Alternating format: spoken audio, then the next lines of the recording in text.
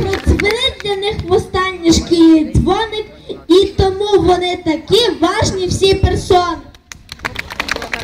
Як казав домовав усім, ми такі великі, навіть вчитель за чуби вже не може смикати. А дівчата, що за стан? Топ-моделі просто, от і нам дорости до такого зросту. А у хлопців строгий вид, українці нові. І коли вже станемо ми теж такі здорові.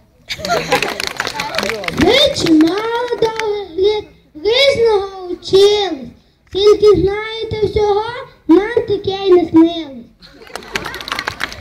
Ще багато гристи нам книжного граніту, та влаштовано вже так вийно на цім світі. А як вивчимо усе і багато знаємо, зуби мудрості у нас ураз повиростуть. От тоді то станемо ми гарні і великі, і тоді то стане, і тоді позаздрять нам всі маленькі діти.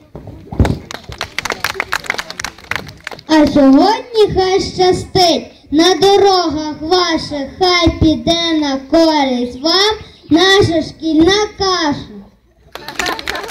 Щоб вузи поступили, щоб роботу всі знайшли, і мали хату чи квартиру, остатку ладості жили.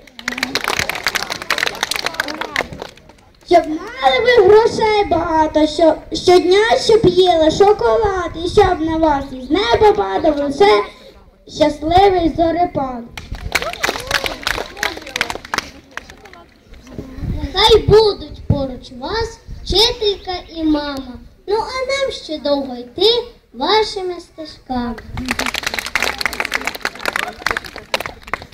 Перший клас вам всім бажає і здоров'я, і добра, щоб були ви всі щасливі і не знали горя й зла.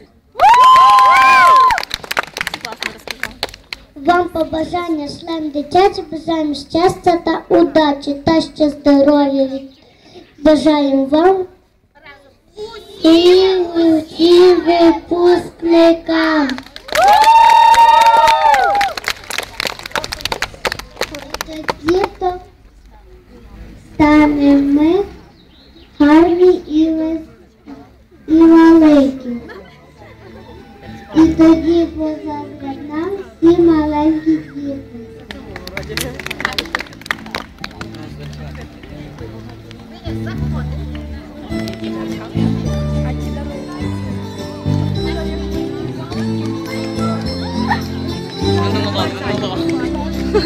Ну ладно.